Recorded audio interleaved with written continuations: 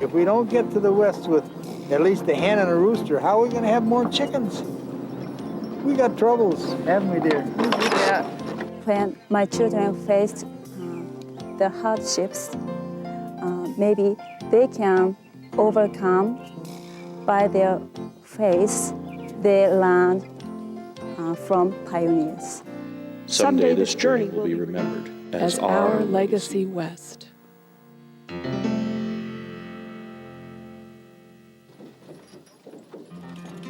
Let every man among us use all his influence and property to remove this people to the place where the Lord will locate a stake of Zion. And if he will do this with a pure heart, in all faithfulness, he will be blessed. He'll be blessed in his flocks, in his herds, in his fields, in his houses, and in his family. As early as January of 1847, Brigham Young envisioned the organization of the wagon trains. Companies would be divided into groups of hundreds, 50s, and 10s, with a captain over each group. The captains of the smaller groups were accountable to the captains of the larger groups. This organization would function under the direction of a president and 2 counselors, who would then be accountable to the quorum of the 12 apostles. With this type of leadership and accountability, the Mormon companies were the most organized of any group of settlers to cross America's Great Plains. From this time on, everyone will be grouped into a company with the captain of 10 to assist them and help provide for their needs and wants.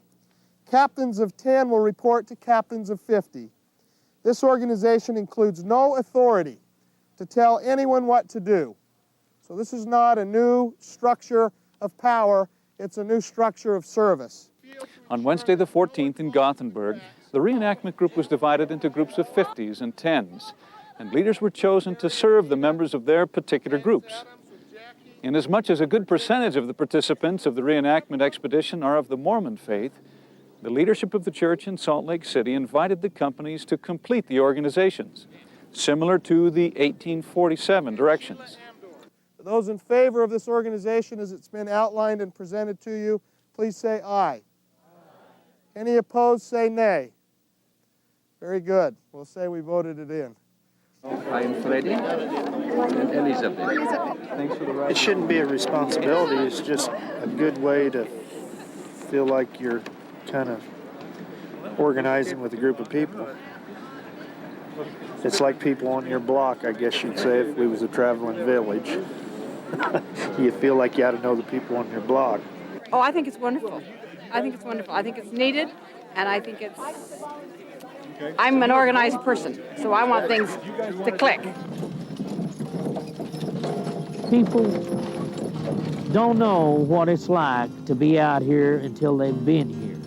And if they really knew what went on these trains and the serenity that it brings to your life, we'd have to have the National Guard out here to take care of us. This train would be 100,000 people. It would be like the Woodstock of '69. I think this one here is more about the journey and a learning experience than our destination, where our grandparents were looking for, they had a destination to meet.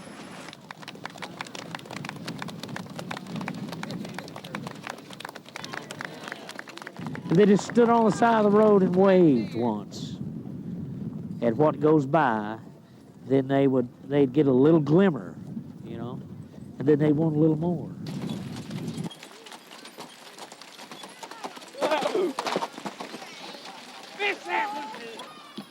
Should have got the cinch tightened before we took off.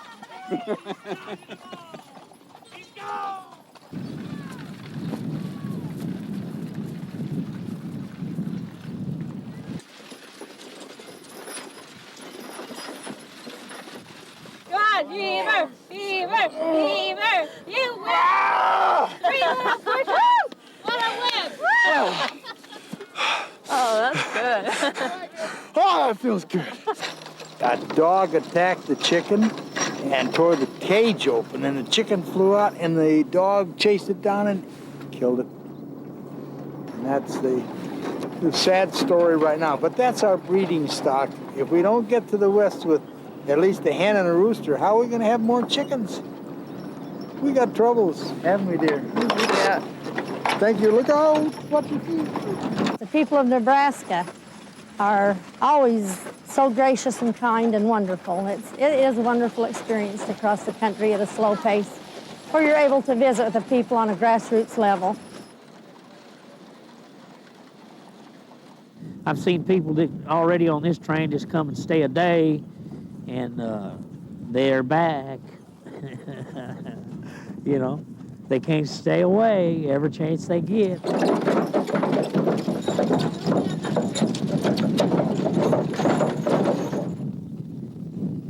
How you doing? You tired today? Yeah. Yeah. I'm Roger. And I'm real tired. And I need a shower. Dreaming about a shower. I need my girlfriend. I need a hug. Give me a hug. On the 11th of May, the sesquicentennial reenactment train entered its 4th week of travel. Still attempting to stay as true as possible to the actual trail, the caravan left Lexington, Nebraska, and continued west following the Platte River. Covering approximately 15 miles per day, the wagon train passed through Cozad, a town which lies on the 100th meridian, the line of demarcation between the humidity of the Midwest and the arid regions nearing the Rocky Mountains. Gothenburg was the next stop, where the company underwent an update in organization. Then on to Brady and Maxwell. On Saturday the 17th, the company entered into the city of North Platte and camped near the airport on the east side of town. It was close to that location that the original odometer of 1847 was attached to the side of one of the wagons, and from that time on, it served to count the exact mileage of the Vanguard trek. William Clayton was a meticulous man who had a gift for details. In his effort to figure the precise distance as we traveled each day, he found that a wheel on Heber C. Kimball's wagon measured exactly 14 feet 8 inches in circumference. In other words, 360 revolutions of that wheel would equal 1 mile. So tying a red bandana around one of the spokes, he began the tedious but self-satisfying practice of precise measurement. You have to be sort of a numeric nut to be interested in numbers. And the many journals that I've read, and I've read over 100 of pioneer journals of people coming west. And I'm always fascinated when I find a person who is interested in the precise numbers. And they're a peculiar kind of person, and they're not everyone. All journalists aren't interested in numbers and exactness. But there are those, and if they're that type of person, they keep track right down to the fraction almost in many cases. Virginia Starling of St. George, Utah, volunteered to count the revolutions on the wheel of the Nebraska wagon. Though she offered her assistance for the sake of history, she soon realized, as did William Clayton in 1847, that this would be a monotonous task. I thought that they were joking when they said that they wanted somebody to count the revolutions, and I thought today, you know, as old as I am, and this is the most important thing I've got to do today, life is simple. I count in sets of 10, and sometimes I get up to 20 and think, hey, I forgot to make a mark. So it's okay. I think I'll be able to do it without throwing up. It wasn't as bad as I thought it'd be. It wasn't bad at all. It was probably more fun than just walking and looking down at the ground.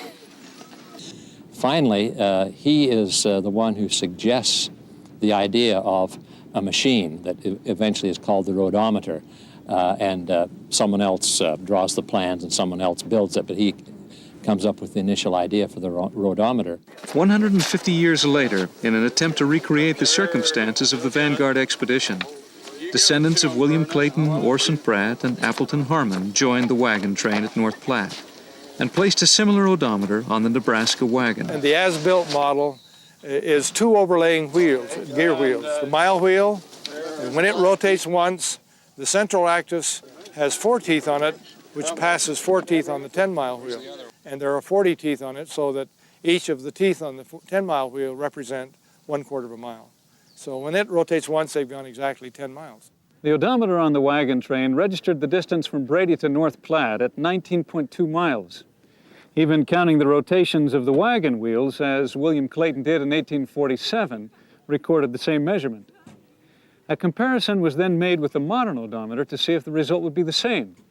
After driving the distance, the total was 19.1 miles, a difference of only 1/10 of a mile. That distance was probably added to the wagon train when it pulled off the roads for brakes and when they circled the wagons at North Platte. In other words, the distances recorded were the same. Wonderful job. Congratulations, Appleton. That's nice work.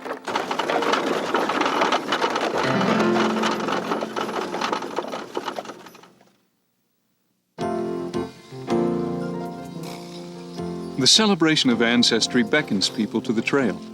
Commemorating the pioneer spirit, each unique passenger makes a contribution to the chemistry of the train.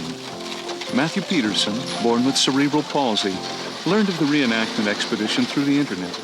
Despite his handicap, he has been riding horses since he was 2 and caught on quickly to the mechanics of driving a team.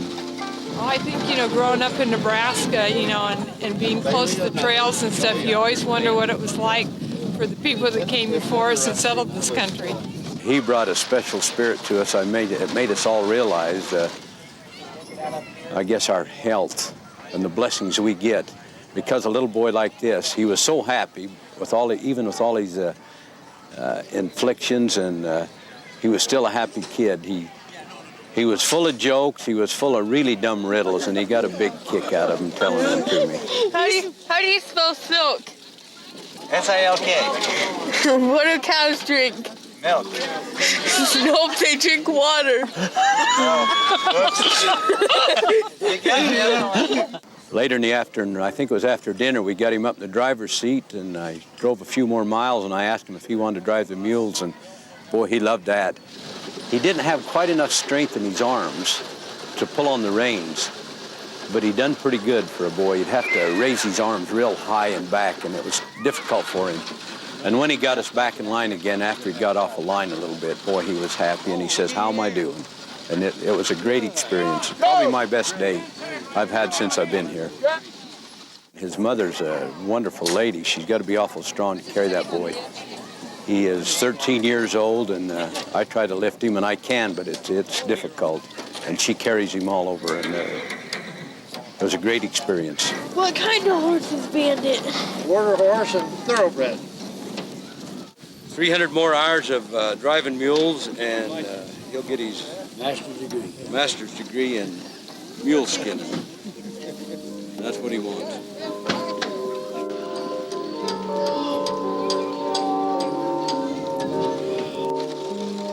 Having come from Japan to the open plains of the American frontier, Osamu Sekiguchi and his wife Takako are truly modern pioneers. With their sons Yuji and Koji, they carry a letter from the mayor of their hometown to be delivered to the mayor of Salt Lake City. As Japanese, we also have different cultures. Some people started to think like family is more important than the loyalty to the company. But it's still difficult for us to express those kind of feelings in your society. If you express those kind of feelings in your society, many people think you are kind of strange. And also they will say, "Oh, you have to work hard more," something like this. My feet are very sore, but it's no problem. The first 2 weeks, that was very hard for me because,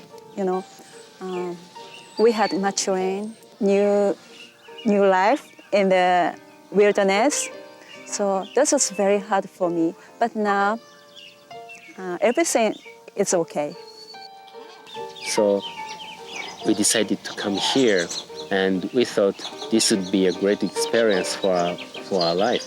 And this will be also a great part of our children's life. Walk on the left hand. Yeah. Whoa. when my children faced the hardships, maybe they can overcome by their faith that they learned from pioneers.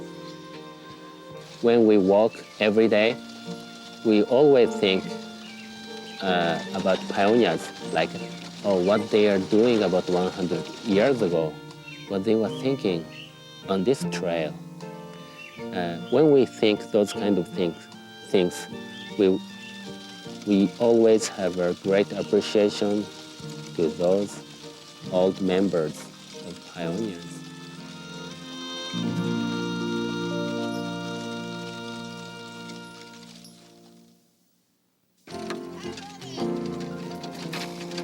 Grant Packard of San Luis Obispo, California, is walking the distance to the Salt Lake Valley.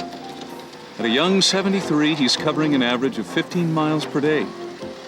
The astonishing aspect of Grant's effort is that in July of 1996, he and his wife suffered an auto accident in Madagascar, which left them both in critical condition with little chance of survival.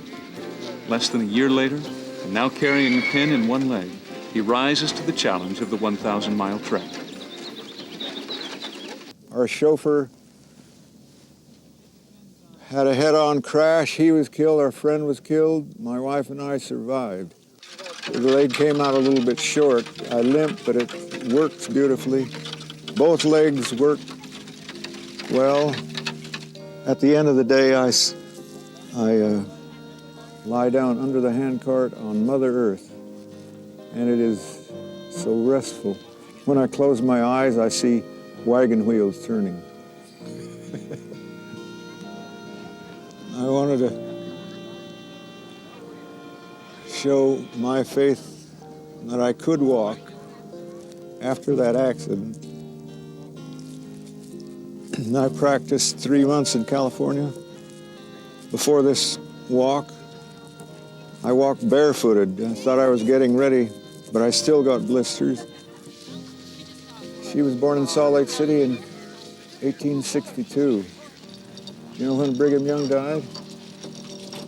1877. So she shook hands with Brigham Young, and I shook hands with my grandmother.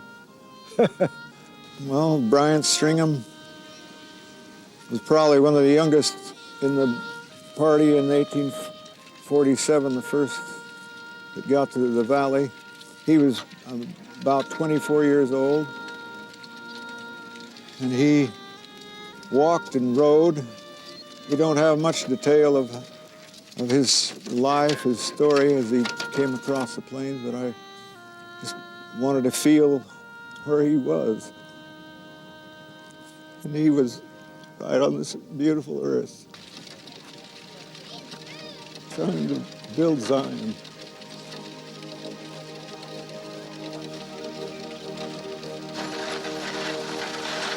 In traveling the Mormon Trail, one senses the pathway has a rich personality of its own. At times, the trail seems to convey its displeasure with additional passengers, testing their mettle with the cold winds and rains which blow across its face. Then on other occasions, the gentle breezes and warm sun, the freshly plowed fields and the spring flowers embrace and welcome its travelers. Whatever the secrets this trail may possess, regardless of the challenges it poses, still it whispers its quiet invitation into many an ear. Come, find the key that unlocks the secrets I will share. O my Father, thou that dwellest in the high and glorious place, when shall I regain thy presence and again behold thy face? In thy holy habitation did my spirit once reside, in my first primeval